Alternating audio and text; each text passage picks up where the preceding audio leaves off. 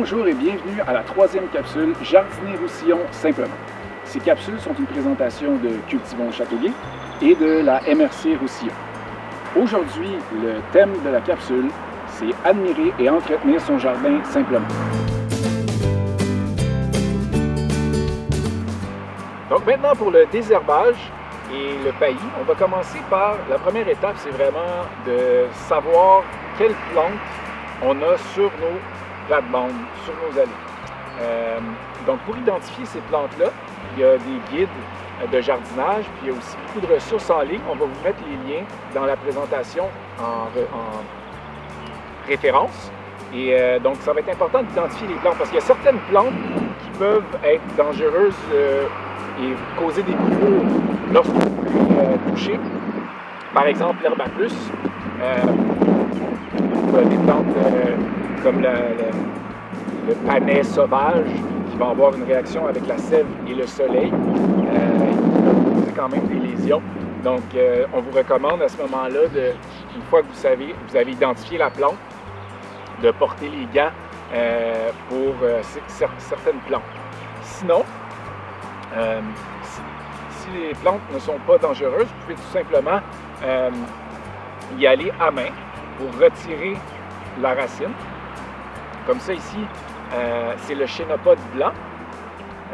Donc, ce qui est important lorsqu'on désherbe près de nos cultures, c'est de vraiment faire attention aux premières pousses, aux cotylédons.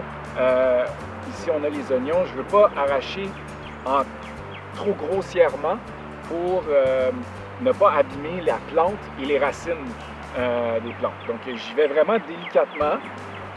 Puis, je regarde vraiment ce que je fais pour bien dégager la plante que je cultive.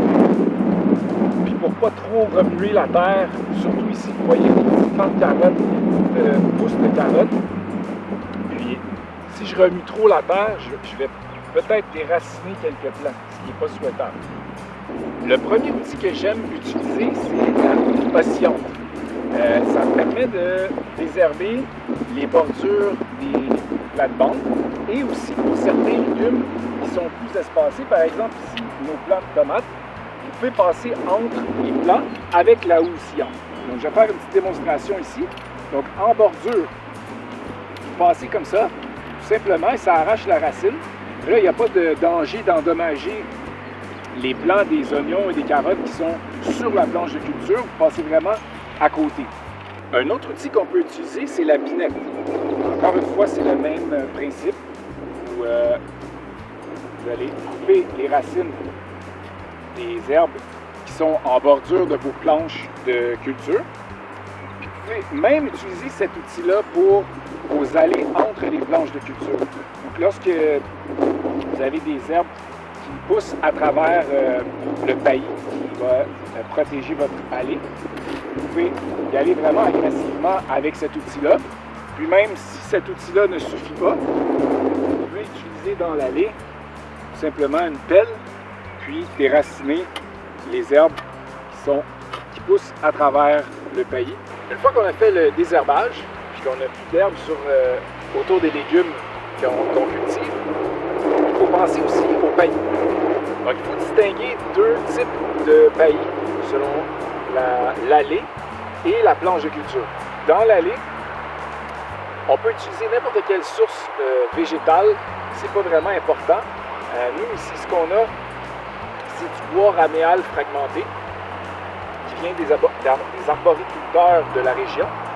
Et ça fait vraiment l'affaire, ça couvre bien le sol. Vous pouvez utiliser une ressource que vous avez à proximité chez vous, dans votre quartier, et qui va pouvoir couvrir vos allées. Par contre, lorsqu'on arrive près des légumes, nous, ce qu'on préfère utiliser, c'est la paille. La paille va vraiment protéger le sol en bloquant la lumière pour pas que les herbes puissent prospérer, les herbes indésirables autour des légumes. En même temps, ça va servir pour contrer l'évaporation de l'eau. Donc lorsque vous allez arroser, évidemment, ça va passer au travers, ça va bien hydrater la plante. Par contre, l'évaporation va moins se faire comme il y a une réflexion de la lumière. et vous allez pouvoir garder un sol frais plus longtemps grâce à la paille. Une fois qu'on a bien contrôlé les mauvaises herbes, soit en paillant ou en les arrachant dans notre jardin, il faut faire la gestion de l'eau, c'est-à-dire comment qu'on arrose, en quelle quantité, en quelle fréquence. Il y a beaucoup d'avis sur ce sujet dans les livres sur le net. Les principes de base, c'est toujours d'arroser moins souvent, plus en profondeur, parce que ça permet aux plantes de développer un système racinaire qui va plus profond dans la terre et donc les plantes sont moins sujettes à la sécheresse, elles sont plus résistantes. D'éviter d'arroser systématiquement sur les feuilles afin d'éviter la propagation de maladies. Et aussi, si possible, d'arroser le soir parce qu'évidemment, quand le soleil ne plombe pas, l'eau s'évapore moins rapidement. Mais c'est sûr que si on n'a pas d'autre option que d'arroser en plein milieu de l'après-midi, il vaut mieux arroser que ne pas arroser du tout. Et finalement, peut-être s'assurer que notre terre elle n'est pas compactée, mais bien meuble afin de permettre l'eau d'absorber rapidement. Ça, c'est pour s'assurer que l'eau pénètre bien dans notre jardin. Ensuite, il y a la qualité de l'eau qu'on utilise. L'eau de nos villes, souvent contient du chlore, elle est très froide. Donc souvent, on va tendre à privilégier la récupération d'eau de pluie, donc qui va être une eau non chlorée, qui va être température de la journée, donc moins froide et qui saisit moins les plantes. Et souvent, dans les barils comme ça, il va y avoir un peu de développement un peu d'algues vertes qui est excellent pour les plantes, qui fait un engrais. Donc moi, j'aime toujours privilégier l'eau de pluie. Par contre, si on a un très grand potager, ça peut être intéressant d'avoir des tuyaux sointants qui passent dans notre potager. Comme ça, c'est moins long à arroser. Donc, c'est vraiment des choix personnels qu'on fait. Dans tous les cas, les plantes vont pousser quand même. Pour l'entretien des plantes, certains vont privilégier une intervention fréquente sur les plants, d'autres vont laisser aller. Il y a deux philosophies, à vous de voir celle qui vous convient le mieux. Mais une question fréquente qui est demandée, c'est est-ce qu'on taille les gourmands des tomates ou non? Le gourmand de la tomate, c'est la petite branche qu'on trouve entre le tronc principal de la plante et la branche parallèle. Donc on voit ici la petite pousse. Si on la laisse aller, elle va devenir une branche en elle-même qui va porter des fleurs. Mais beaucoup de personnes privilégient de la pincer, de la tailler afin que le plant se concentre à développer des fruits sur les fleurs déjà existantes.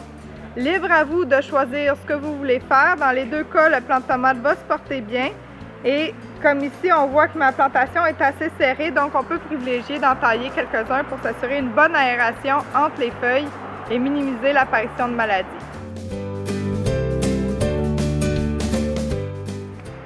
Autre aspect essentiel à notre production potagère, c'est le maintien d'une bonne santé de notre sol.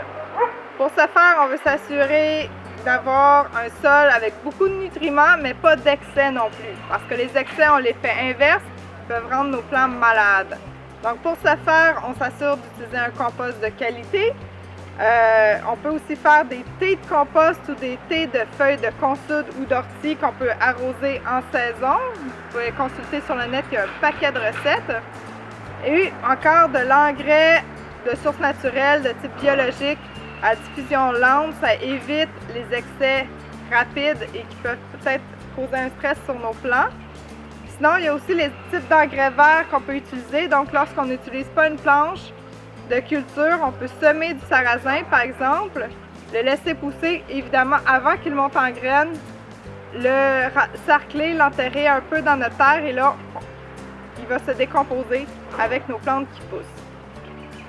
Donc, c'est important d'évaluer la qualité de notre sol, les besoins de nos plantes. Les plantes fructifères comme les tomates, les poivrons, les concombres, les courges ont tendance à avoir besoin de plus de nutriments que les feuilles, les laitues, par exemple. Donc, on évalue, on s'informe et on ajuste en cours de route. Peut-être ce qui va être le plus difficile dans l'entretien de notre potager, c'est de déterminer les maladies et les ravageurs qui sont présents dans notre potager. De manière générale, plus un plant est en santé, plus il est résistant aux maladies et aux ravageurs, donc d'où l'importance justement d'avoir un sol équilibré. Par contre, c'est inévitable qu'à un moment donné dans la saison, on va avoir des maladies ou des ravageurs. Pour les maladies, faut regarder lorsqu'on arrose, prendre le temps de regarder les feuilles. Est-ce qu'elles sont flétries? Est-ce qu'il y a du blanc ou des petites mousses en dessous des feuilles? Est-ce qu'il y a des morts subites de plants? Ça va nous indiquer qu'il y a une présence d'une maladie ou d'un champignon qui affecte notre plant. Dans ce cas-là, on peut aller voir les traitements possibles. Ce qui est difficile, c'est peut-être d'identifier la maladie exacte. Il faut savoir que dans un climat humide, souvent, ça va être des proliférations de champignons. Donc, moi, personnellement, ce que je préfère utiliser, c'est souvent des recettes à base de bicarbonate de soude qu'on vaporise simplement sur les feuilles et qui ont tendance à absorber l'humidité excédente. Donc ça aide beaucoup pour le contrôle de ce type de maladie comme l'oïdium qu'on trouve fréquemment sur la courgette. Mais sachez que l'oïdium, même si vous en trouvez sur vos plants de courge, le plant va continuer de survivre. On peut simplement couper les feuilles les plus atteintes et le plant va continuer. C'est quelque chose qui est très fréquent sur les plants de courge. Il faut savoir aussi que pour les maladies, il faut être attentif aux insectes qui peuvent transmettre des maladies, à l'air, l'humidité de l'air, l'eau. Encore une fois, c'est une des raisons, on s'arrange pour ne pas éclabousser trop les feuilles, ne pas non plus mettre de trop de pression pour que ça éclabousse tous les plants pour éviter la propagation de maladies. Et encore une fois, on utilise des bons livres de référence pour essayer d'identifier qu'est-ce qui affecte notre jardin. Pour les ravageurs, deux types peut-être. Il y a les petits animaux, donc les écureuils, les oiseaux, lapins, marmottes. Dans ce cas-ci, le meilleur remède, c'est peut-être des barrières physiques, donc d'installer des clôtures. Sinon, d'offrir un autre point que notre potager pour se nourrir. Donc pour les lapins, de semer peut-être du trèfle dans notre gazon. Les lapins adorent les pissenlits par ailleurs. Donc de leur offrir autre chose que notre potager pour se nourrir peut être aussi une solution. On peut aussi mettre des protections, par exemple des filets, mais il faut faire attention pour les oiseaux. Entre autres, on utilise les filets à grosse maille qu'on vend souvent au Dollarama. Les oiseaux peuvent avoir tendance à se prendre les pattes dans les filets, ils vont décéder dans le filet. Donc je privilégierais plus un filet à petite maille serrée qui va aussi protéger des insectes ravageurs.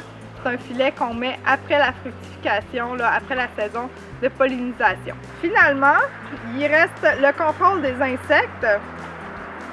Il y a deux types de contrôle possibles, soit la collecte manuelle. Certaines personnes vont simplement prendre par exemple la chrysomèle, qui est un insecte à peu près de cette grosseur-là. Ils vont l'écraser entre les doigts, l'acheter par terre. Moi qui aime travailler à main nue, j'ai moins tendance à les écraser dans mes doigts, mais je les dépose dans un pot d'eau savonneuse et les insectes vont simplement mourir. Même chose pour le ver à choux, je le collecte simplement et on le tue. Les enfants d'ailleurs sont un très bon contrôle des vers à choux, ils adorent jouer avec la petite chenille verte. Et finalement, il y a les insectes trop petits pour faire une collecte manuelle, donc comme l'altis qui a tendance à faire des ravages surtout en début de saison. On peut mettre un filet avant l'apparition de l'altis ou sinon essayer finalement, s'il est trop tard pour mettre un filet, de vaporiser nos plants avec une eau savonneuse qui va aider à contrôler la présence des insectes qui sont trop petits pour faire une collecte manuelle. Encore une fois, la prévention, c'est l'idéal. Donc, on fait des rotations entre chaque année pour que les insectes aient de plus de difficultés à retrouver les plants dont ils sont friands. Et aussi, on identifie bien les insectes qu'on enlève de notre jardin parce que certains insectes sont très bénéfiques. Par exemple, la coccinelle, dont la larve est une petite insecte un peu noir et piquant. Donc, à ne pas détruire parce qu'elle raffole des pucerons. Lors de la prochaine capsule, on va parler de la récolte et des méthodes de transformation pour s'assurer de ne rien perdre de tout notre travail.